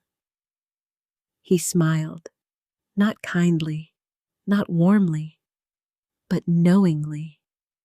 And in that moment, I realized something terrifying. This man wasn't afraid of me. He wasn't nervous. He wasn't even surprised, because in his mind, he still believed he was in control. And that meant one thing. This wasn't over. Not even close. I didn't leave his office right away. Not after that smile. Not after the way Richard Hale looked at me like I was already too late. "You should be careful, Mrs. Dixon," he said calmly, stepping back toward his desk. "These kinds of accusations, they can get messy." The warning wasn't subtle. It wasn't meant to be. I held his gaze. "I'm not afraid of messy," I said. That made him pause. Just for a second. But it was enough, because for the first time since I walked into that room, I saw something crack. Not fear. Not yet. But awareness. He was starting to realize I wasn't going to walk away. "That's unfortunate," he said quietly. Then he sat down, picking up a file like the conversation was already over. Like I didn't matter. Like I was just another problem that would resolve itself. I reached forward and placed my hand flat on the desk, hard enough to make a sound. "You don't get to dismiss me," I said. He looked up slowly, annoyed now. "Then what exactly do you want?" he asked. "The truth." He studied me, long, carefully, then leaned back in his chair. "You already have it," he said. "No," I replied. "I have pieces, and I know you're in the middle of it."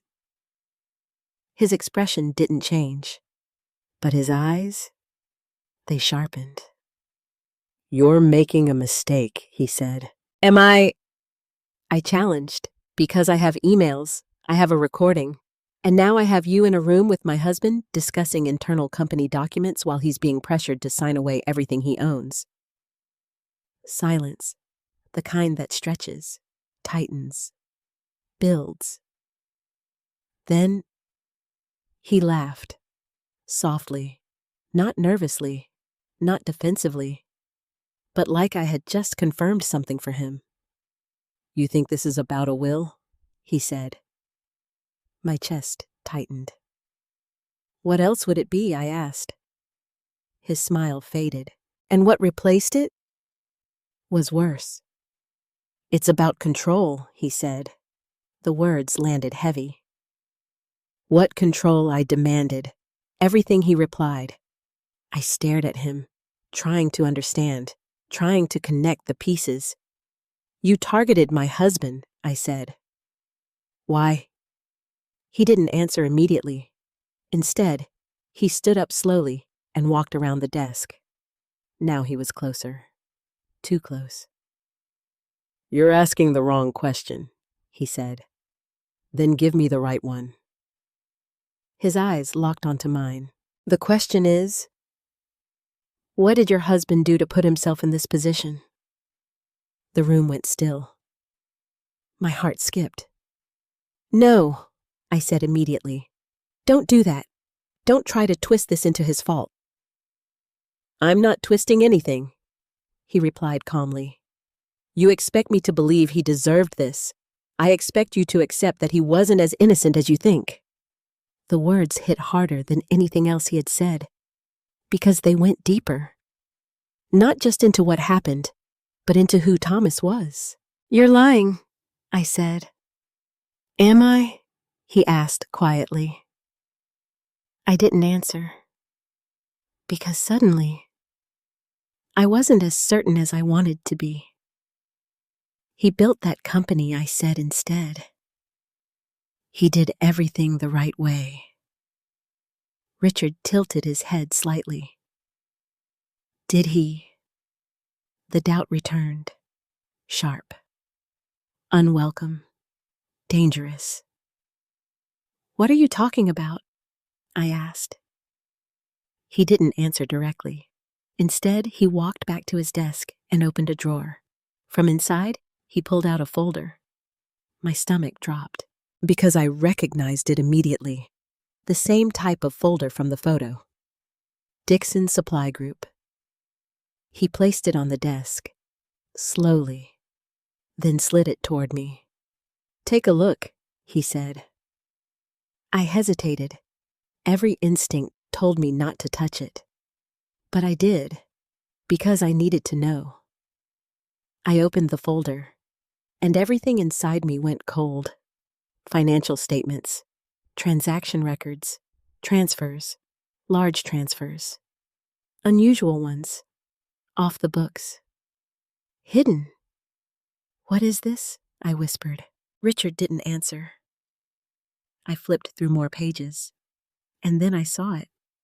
Thomas's signature on documents that didn't look legal, didn't look clean, didn't look like anything I had ever seen him involved in. "No." I shook my head. "No, this isn't real." It's very real, Richard said. You fabricated this, I snapped. He didn't even flinch. You think I need to fabricate anything he asked? My hands trembled as I stared at the pages. Dates, numbers, patterns. They lined up too well, too precisely. This isn't him, I said. Isn't it? He replied. I slammed the folder shut. You're trying to justify what you did, I said. No, he said calmly. I'm explaining it. I stepped back, putting distance between us. Because suddenly, the ground beneath everything I believed felt unstable. He wasn't perfect, Richard continued. No one is, but he made decisions, risky ones. What kind of decisions? Financial ones, he said. Ones that could have destroyed everything if they were exposed. My heart pounded. That's not true, I said. You're sure about that? He asked. The question echoed. Because I remembered something. A moment, years ago. A conversation Thomas had shut down quickly when I asked too many questions about a deal.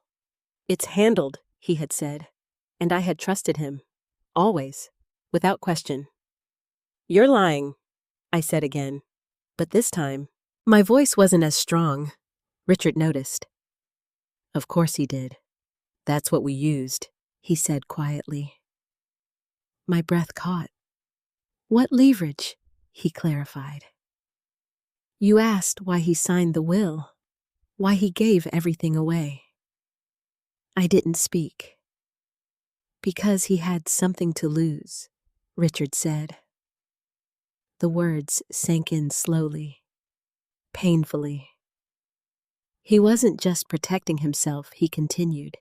He was protecting you, your son, everything you built together. My chest tightened. Because now, that part made sense. Too much sense. That's why he didn't tell you, Richard added. Because if you knew, you'd see him differently.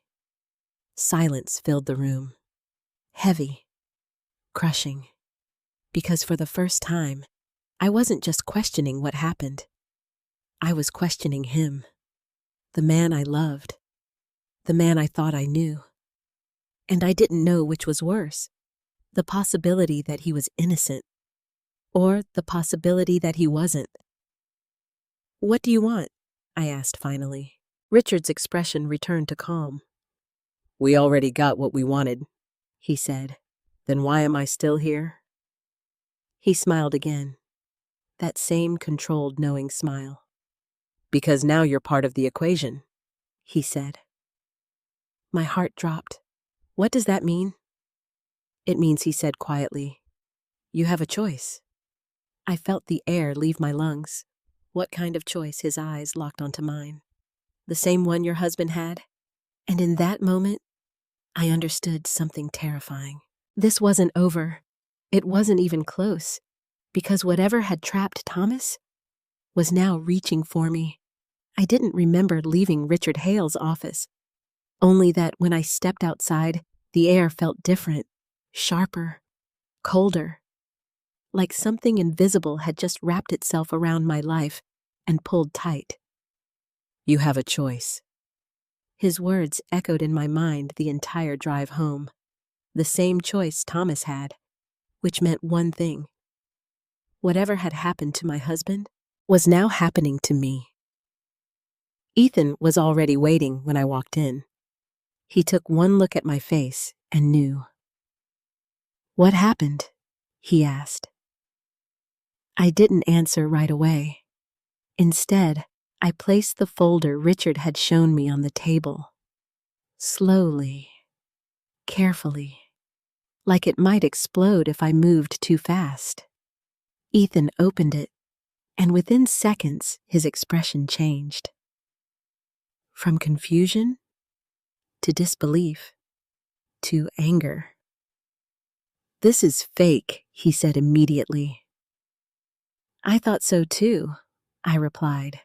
But the signatures are real, I said quietly. He looked up at me. What I've seen his handwriting for 42 years, I said. That's Thomas.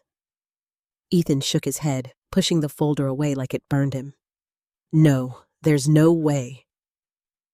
Dad wouldn't do something like this.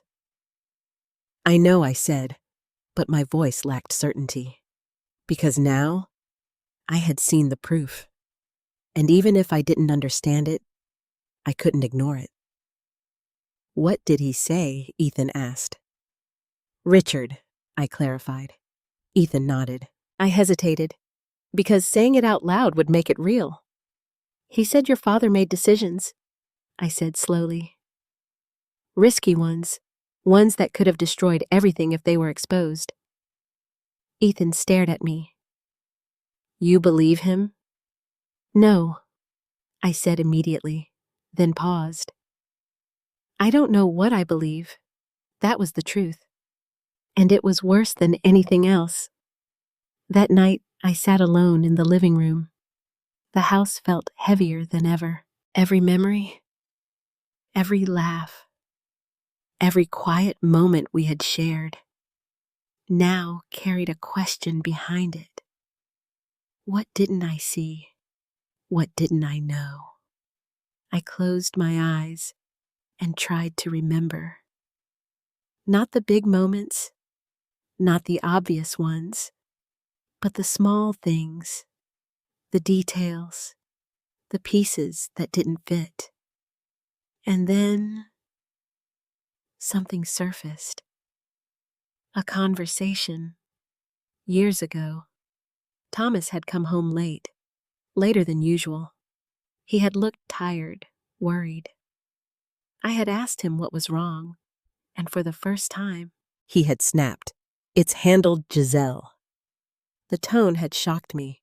It wasn't like him. He had apologized right after, said he was just stressed, and I had let it go. Because that's what I always did.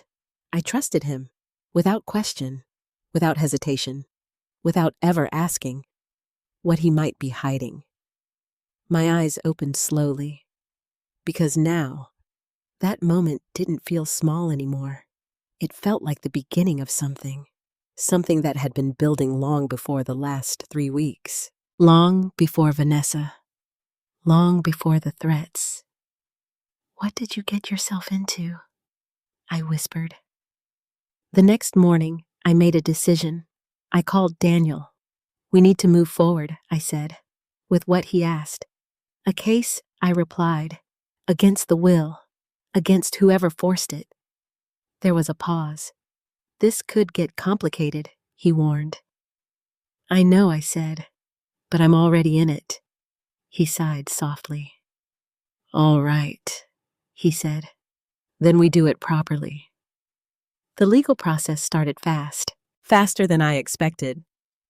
Daniel filed a petition to challenge the will, citing coercion, lack of capacity, undue influence, all the things we now had evidence of. But that wasn't the real battle. The real battle was proving it. The first hearing was scheduled within days, and somehow, it felt like everything was happening too fast, too exposed, too public. Are you ready for this? Ethan asked as we stood outside the courthouse. No, I wasn't, but I nodded anyway. I have to be. Inside the courtroom, everything felt surreal. The judge, the attorneys, the quiet murmur of people who had no idea what this case really was. To them, it was just another inheritance dispute. To me, it was the truth of my entire life unraveling in real time. Vanessa was there, sitting quietly on the opposite side. She didn't look at me, but I could feel her presence, like a reminder of everything that had brought us here. And then, he walked in. Richard Hale, calm, composed, untouched, like none of this mattered, like he was still in control. Our eyes met for just a second, and I saw it again, that same certainty, that same confidence, that same belief that he would win. My stomach tightened because suddenly I wasn't sure this was just about proving the will was invalid. This was something bigger, something deeper, something that had roots far beyond this courtroom. The hearing began. Daniel presented our argument, the emails, the recording, the inconsistencies in the signature, the pressure Thomas had been under. Piece by piece, the story unfolded, and for a moment, I felt hope, because it sounded real. It sounded convincing. It sounded like the truth. But then, the other side spoke, and everything changed. Your Honor, their attorney said calmly, while these claims may seem compelling, they failed to address a critical issue. My heart started pounding. What issue, the judge asked. The attorney didn't hesitate.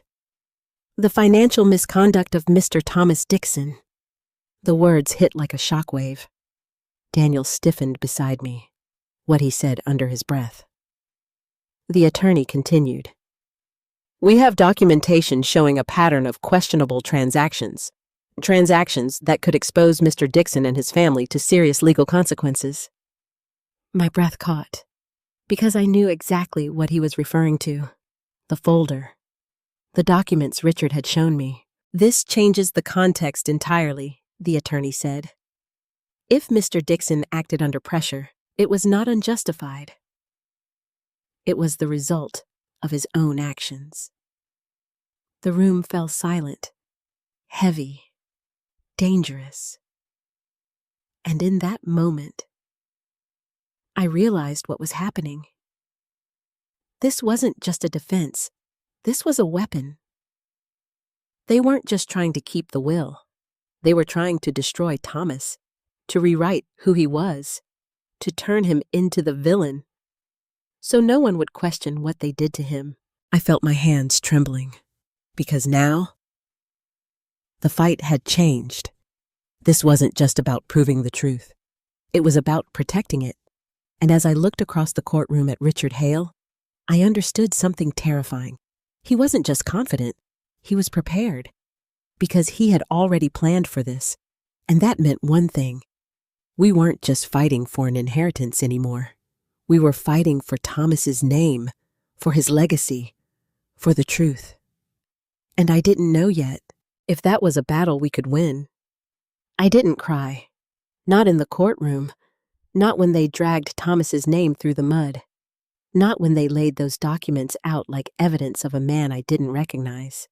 Because somewhere between the shock and the anger, something inside me changed. I stopped reacting, and I started thinking. That night, I sat at the dining table with every document spread out in front of me. The emails, the recording, the photos, the financial records Richard had shown me. All of it. Ethan sat across from me watching quietly. You've been staring at those for an hour, he said finally. I'm not looking at them, I replied. I'm rereading them. He frowned. What's the difference? The first time I saw what they wanted me to see, I said. And now I'm looking for what they missed. I picked up one of the financial documents. Look at this, I said, sliding it toward him. Ethan leaned in. It's a transfer, he said. Large one. Yes, I said, but look at the timing. He scanned the date. Then his expression shifted slightly. This was before the emails started, he said. Exactly. I leaned back, my mind racing. If this was leverage, I continued. If this was the thing they used against him, it started earlier. Ethan finished. Yes, which meant one critical thing. This wasn't something Thomas did under pressure. This was something they found and used. I grabbed another document. Now look at this one. Ethan did. This is after the threat started, he said. Yes, I said, and noticed the difference. He hesitated. Then his eyes widened. The pattern changed, he said. Exactly. Before the threats, the transactions were messy. After the threats, they were controlled. Precise, almost like someone was guiding them, Richard Ethan said. Yes. I felt my heart start pounding again, because suddenly, this didn't look like Thomas making bad decisions. This looked like someone else taking control. They framed him, I said quietly. Ethan looked at me. What? They didn't just threaten him, I continued.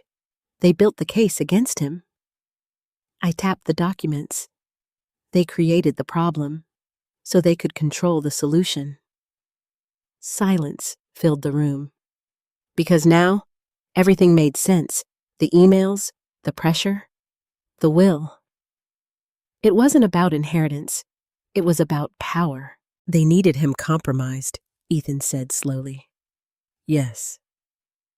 And then they used that to force him into signing everything over. I nodded, but he didn't just give in. I added. Ethan frowned.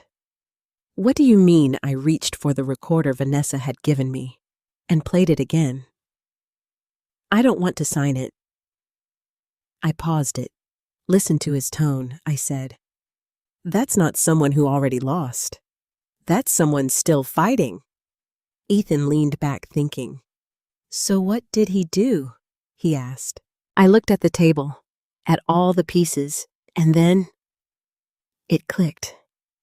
He didn't just try to escape, I said slowly. He set a trap. The next morning, I went straight to Daniel. I think we've been looking at this the wrong way, I told him. He adjusted his glasses. How so? They're using those financial records against him, I said. But what if those records aren't what they seem? Daniel frowned. Explain. I laid everything out. The timing, the pattern changes, the possibility that the transactions were manipulated, or even created. He listened carefully. And by the time I finished, his expression had changed. You're suggesting fraud, he said. I'm suggesting a setup, I replied. He leaned back thinking. If that's true, he said slowly, then this entire narrative collapses. Yes, and more importantly, he paused. They're exposed. The courtroom felt different the second time, not because anything had changed, but because I had. I wasn't walking in blind anymore. I wasn't reacting. I was ready. Daniel stood beside me more focused than I had ever seen him. You're sure about this? He asked quietly. Yes, I said, because now I understood what Thomas had been trying to do. He hadn't just been signing away everything. He had been buying time, leaving clues, setting something in motion. And now, it was my turn to finish it. When the hearing resumed, everything unfolded quickly. Daniel requested permission to present new evidence. The judge allowed it, and just like that, the direction of the case shifted. These financial records Daniel began holding up the documents have been presented as evidence of misconduct. He paused. But what if they are evidence of manipulation? The courtroom murmured. I didn't look at anyone, except Richard, and for the first time, he wasn't smiling. Daniel walked through it step by step. The inconsistencies, the timeline, the pattern changes. The possibility that the transactions were not initiated by Thomas alone. That's speculation, the opposing attorney argued. Is it? Daniel replied. Then he placed something on the table. A document. New. Different. My heart pounded, because I had never seen it before. but I knew what it was. This, Daniel said, is a backup authorization log recovered from Dixon Supply Group's internal system. Richard's expression changed. Just slightly, but enough. It shows multiple access points to Mr. Dixon's financial accounts. Daniel continued. Access points that do not match his personal credentials. Silence. Heavy. Deadly. Meaning the judge said slowly someone else had control. Yes, Your Honor. I felt my breath catch. Because this was it. This was the moment. The truth breaking through. The opposing sides scrambled. Arguments, objections, deflections. But it was too late. The narrative had cracked. And once it cracks, it doesn't hold. I looked at Richard. And for the first time, I saw it. Not control. Not confidence. But something else. Fear. Because now, he knew.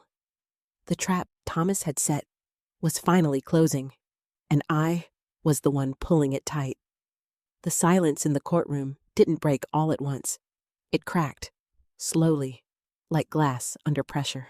At first, it was just hesitation. Richard's attorney flipping through papers a little too quickly, whispering something that didn't quite sound confident anymore. Then it was the judge leaning forward, studying the new evidence again. And then, it was Richard himself. For the first time since I had seen him, he looked uncertain. Just for a moment. But it was enough, because that moment told me everything. He hadn't expected this. He hadn't expected Thomas to leave behind a trail. He hadn't expected me to find it. And most of all, he hadn't expected me to understand it. Mr. Hale, the judge said, her voice calm but firm. Do you wish to respond to this new evidence? Richard stood slowly. Too slowly. Measured. Controlled. But the control wasn't perfect anymore. Your Honor, he began, these claims are speculative. There is no direct proof that actually Daniel interrupted smoothly. There is. All eyes turned to him.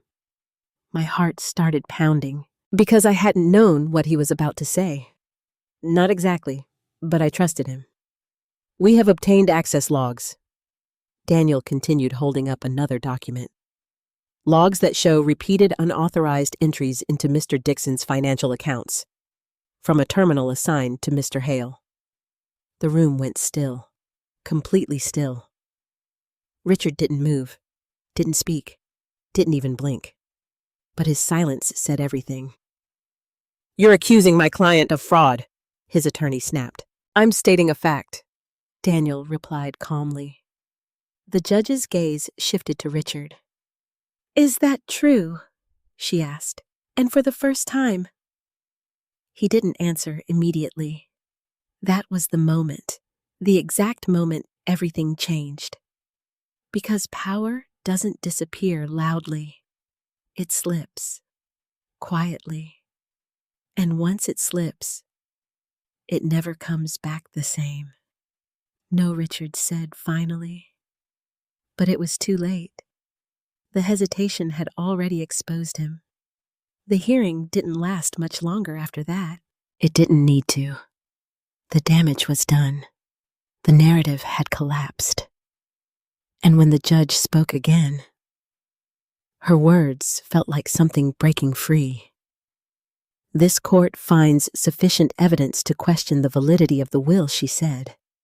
Pending further investigation, the document is hereby considered invalid. I felt my breath catch. Invalid. The word echoed in my chest. 42 years. Everything we built. Everything he tried to protect. It wasn't gone. Not anymore. But the judge didn't stop there.